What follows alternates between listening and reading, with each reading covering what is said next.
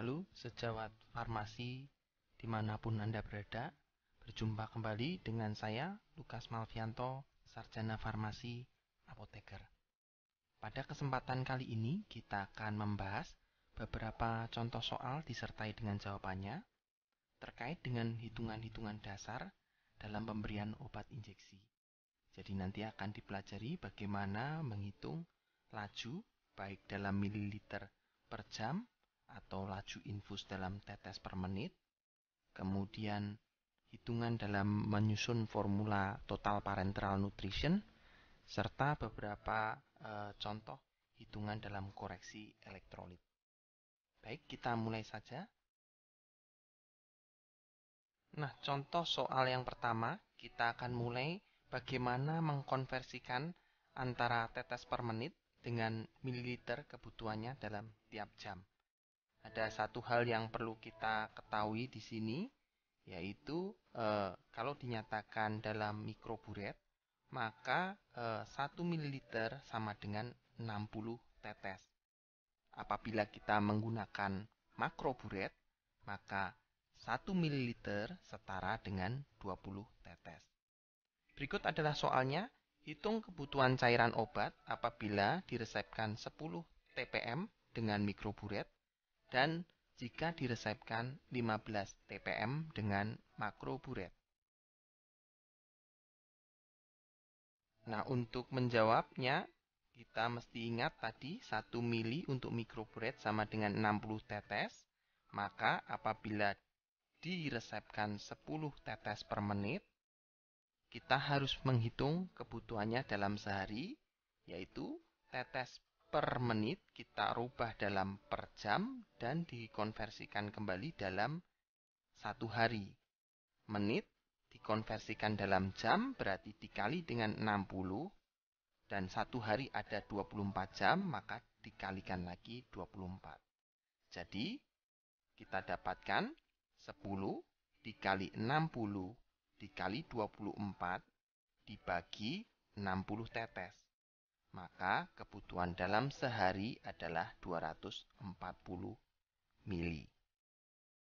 Untuk 15 TPM dengan makroburet, kita ingat tadi bahwa 1 mili sama dengan 20.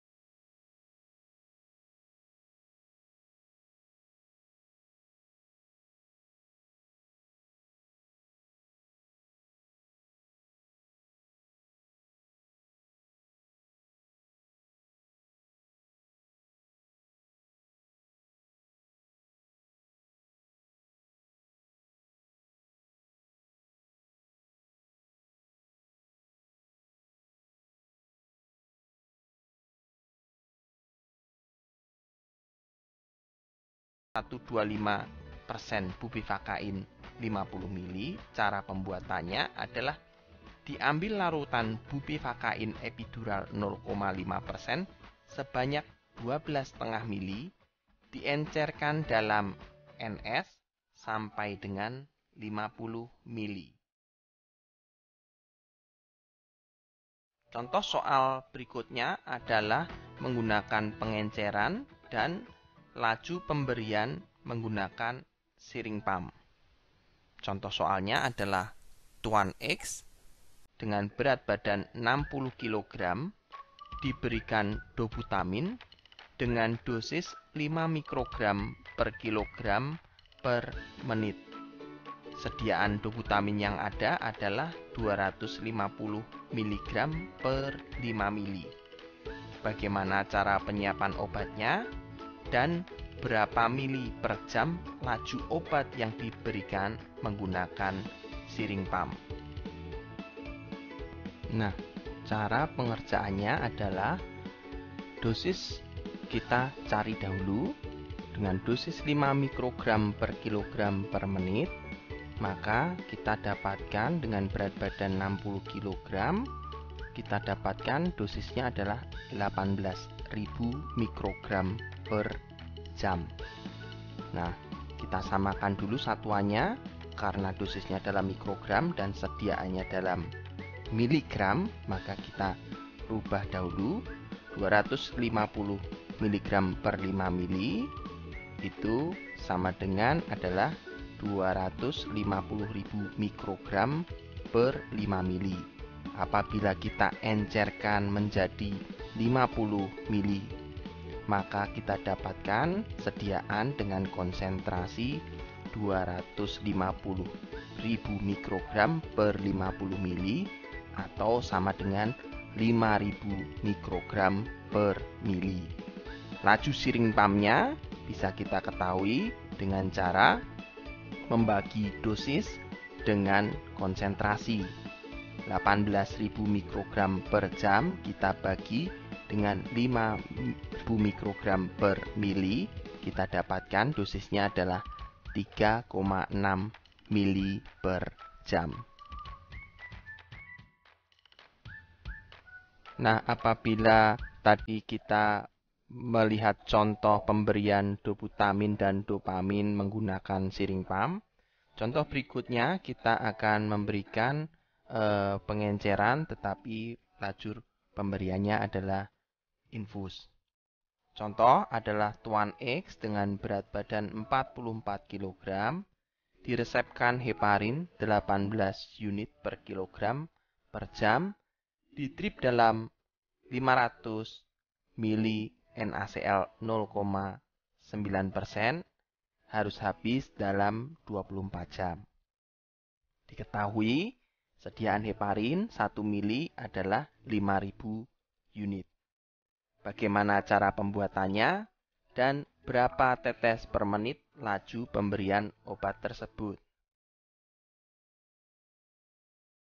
Untuk menjawab soal yang pertama, maka terlebih dahulu kita menghitung dosisnya.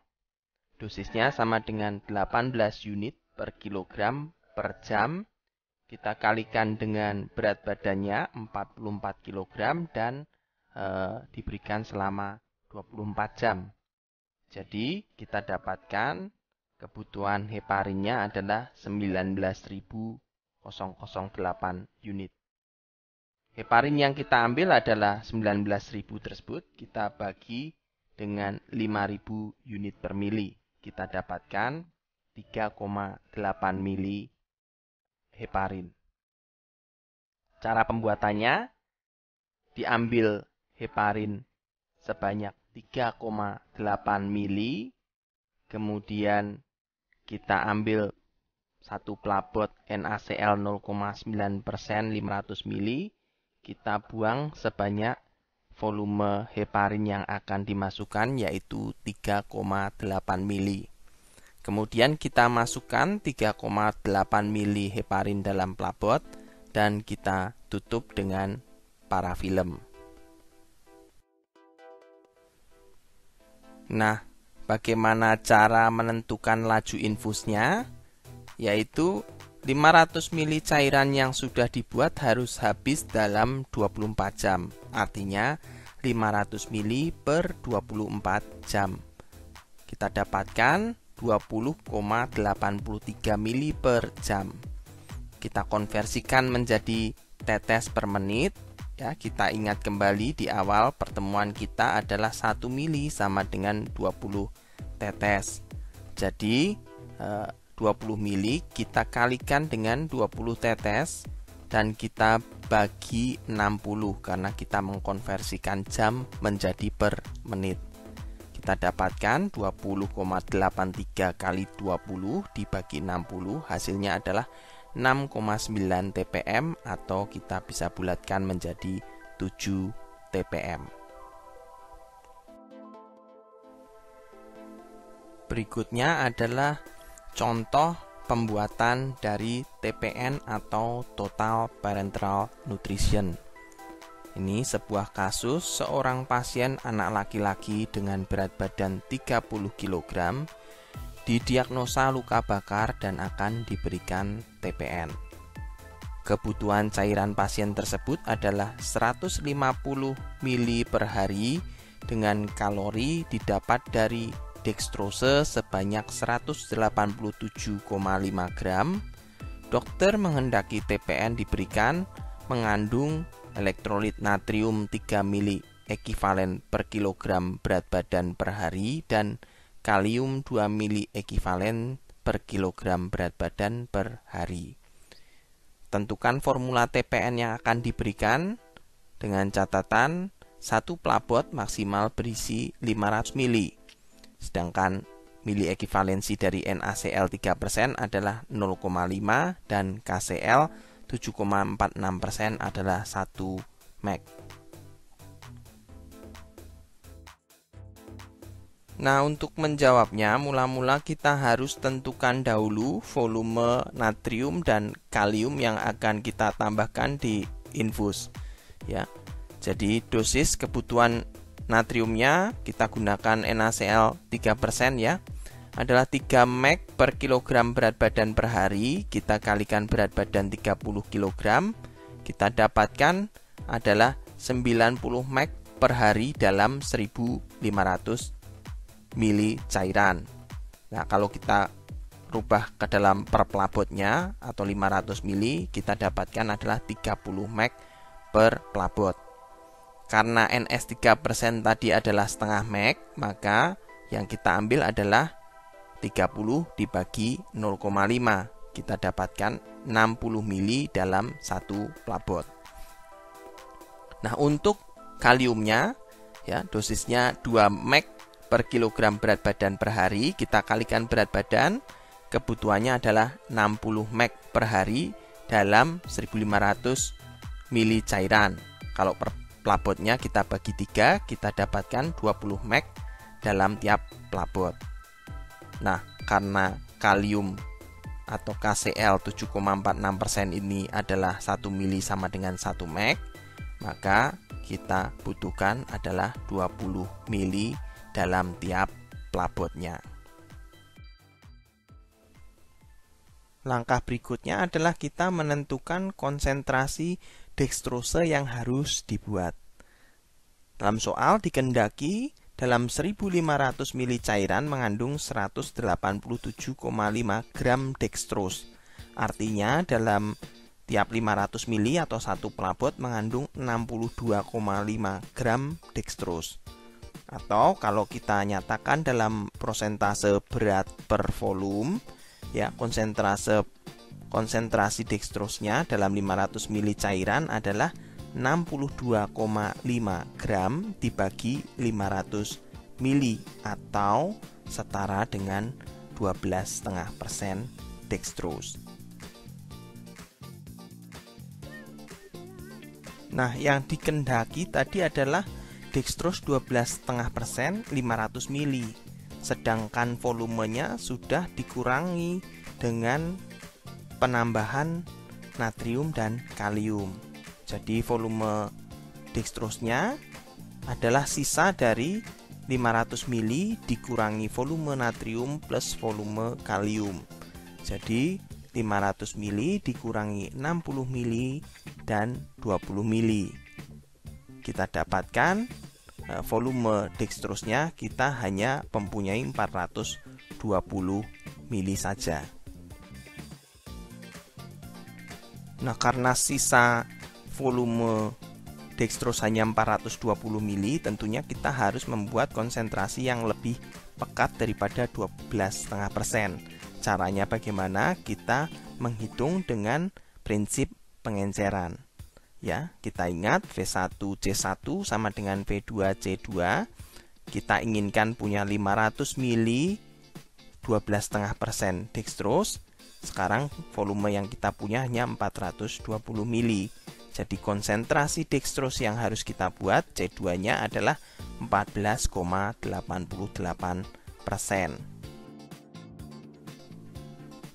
Untuk membuat dextrose 14,88%, ini kita gunakan D40 dan mencampurnya dengan D10. Nah, kita tentukan volume bahan baku dextrose-nya, misalnya untuk A adalah D40 dan B adalah D10. A plus B sama dengan 420 mili. Jadi A sama dengan 420 dikurangi B. Ini kita gunakan metode substitusi ya. 40A ditambah 10B sama dengan 14,88 dikali dengan volumenya 420 mili. Jadi 40 dikali 420 minus B ditambah 10B sama dengan 6249,6. Nah, kita dapatkan volumenya adalah 30B sama dengan 10.550,4. Nah, B-nya sama dengan 352 mili dan kita dapatkan A-nya adalah 420 dikurang 352 mili, kita dapatkan 68 mili. Jadi, kita bukan D10 dengan volume 352 dan D40 dengan volume 68 mili. Nah, jadi sekarang kita sudah dapatkan formula TPN yang harus kita buat, yaitu mengandung D40 68 mili, D10 352 mili, NaCl sebanyak 60 mili dan KCl sebanyak 20 mili dengan total adalah 500 mili. Kita buat larutan di atas sebanyak 3 pelabot ya. Jadi caranya adalah kita menggunakan D10, kita buang cairannya sebanyak kurang lebih 148 mili. Nah, kita tambahkan D40, NS3% dan KCl. Kemudian setelah kita tambahkan, kita tutup dengan parafilm. Nah, demikian adalah cara membuat TPN dengan konsep D40, D10 dan Na plus K. Nah, contoh soal berikut ini adalah menggunakan obat-obatan yang dosisnya berupa mili ekivalensi seperti elektrolit natrium, kalium, dan pada contoh soal ini adalah magnesium sulfat. Soalnya adalah Nyonya W dengan berat badan 45 kg diresepkan MgSO4 50 mg diberikan via siring pump dengan laju 3 mg per jam. Diketahui sediaan yang tersedia adalah MgSO4 40%, tiap mili mengandung MgSO4 7H2O 400 mg.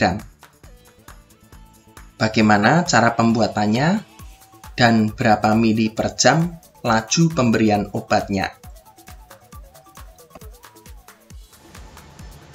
Langkah pertama dalam menetapkan mili ekivalensi suatu obat adalah dengan menghitung MR atau massa relatif. MR dari MgSO4 7H2O kalau kita uraikan adalah Mg ditambah SO4 ditambah 7H2O. Kita perhatikan juga Mg ini adalah bervalensi 2 ya, Mg2+, SO4 2-. MR-nya sama dengan Mg ditambah S ditambah 4 kali O ditambah 14H dan ditambah 7O. Nah, untuk AR-nya atau relatifnya kita bisa lihat di tabel periodik unsur ya. AR dari Mg 24,305, S adalah 32,066 dan O adalah 15,99, H adalah 1 ya. Jadi kita dapatkan MR-nya adalah 246. Nah, MgSO4 sendiri ada dua macam bentuk sediaan. MgSO4 20% dan 40%.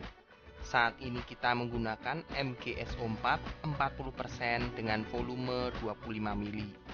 Artinya 40% adalah B per V, 40 gram dalam 100 mili.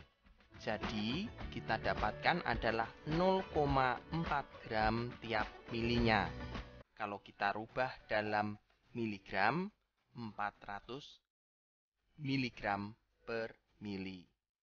Maka mili ekivalensinya bisa kita dapatkan yaitu 400 dibagi dengan MR-nya yaitu 246 dan valensi dari MgSO4 adalah 2. Jadi mili ekivalensi MgSO4 40% adalah 3,25 mg per mililiter. Sesuai tertera pada resep, jumlah magnesium sulfat yang dibutuhkan adalah 50 mg. Jadi 50 mg kita bagi dengan 3,25 mg per mililiter, kita akan mendapatkan 15 mili. Jadi cara pembuatannya adalah kita ambil 15 mili magnesium sulfat 40%, dilarutkan dalam aqua at 50 mili. Jadi kita dapatkan konsentrasi sediaan adalah 50 mg per 50 ml atau 1 mg per mililiter. Jadi lajunya adalah dosisnya dibagi dengan konsentrasi. Dosis yang dibutuhkan adalah 3 mg per jam dan konsentrasi larutan adalah 1 mg per mili. Jadi laju kita pasang 3 mili per jam.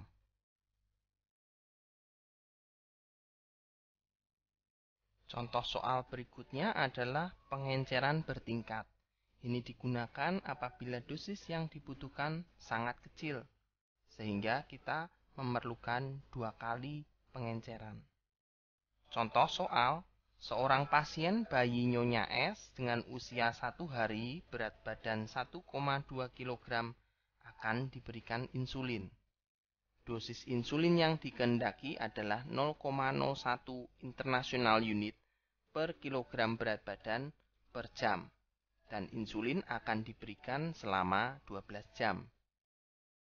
Sediaan insulin yang tersedia di depo farmasi memiliki konsentrasi 500 international unit tiap 5 mili. Tentukan cara pembuatan dan kecepatan pemberian obatnya jika diberikan menggunakan siring pump. Di sini bisa kita lihat dosis insulin yang diberikan adalah sangat kecil, 0,01 unit per kilogram per jam dengan berat badan 1,2 kg dan pemberian 12 jam, maka kebutuhan insulinnya selama 12 jam adalah 0,01 kali 1,2 dikali 12. Kebutuhan insulinnya hanya 0,144 unit. Sedangkan dalam sediaannya adalah 100 unit per milinya. Nah, berikut adalah cara pembuatan pengenceran bertingkatnya. Yang pertama kita ambil 0,1 mili insulin atau setara dengan 10 unit insulin. Kita gunakan siring tuberkulin, diencerkan dalam NS 0,9% sampai dengan 10 mili. Maka kita akan dapat satu larutan pengenceran dengan konsentrasi 1 unit per mili. Kemudian kita ambil 1 mili dari larutan yang telah diencerkan tadi dan kita larutkan kembali dalam NS 0,9% at 10 mili. Maka kita akan dapat larutan dengan pengenceran kedua dengan konsentrasi 0,1 unit per mili.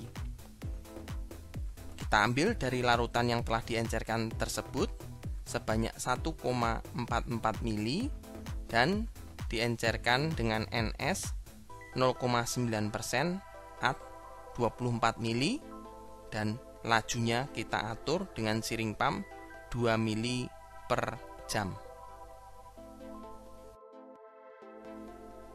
Nah, topik berikutnya kita akan melihat sedikit mengenai koreksi elektrolit, terutama dalam hal ini adalah natrium dan kalium.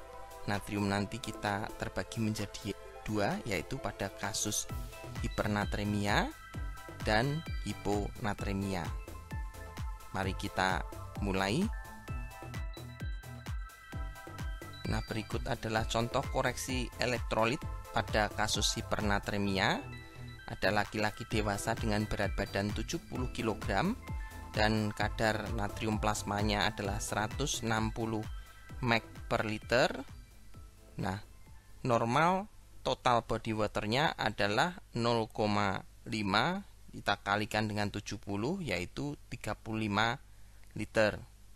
Nah, untuk menghitung jumlah defisit airnya kita harus menghitung terlebih dahulu current total body waternya, yaitu 35 dikali 140 dibagi dengan 160. Kita dapatkan 30,5 liter.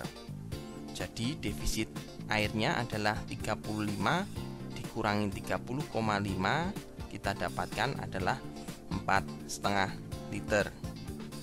Nah, menggunakan contoh di atas dengan defisit H2O 4,5 liter, maka penggantian cairan adalah kita gunakan setengah NS ini ya, 0,45% NS sama dengan 77 mili ekivalensi per liter. Maka volume penggantiannya adalah 4,5, kita kalikan 140 per 77, kita dapatkan 8,1 liter untuk penggantian cairannya.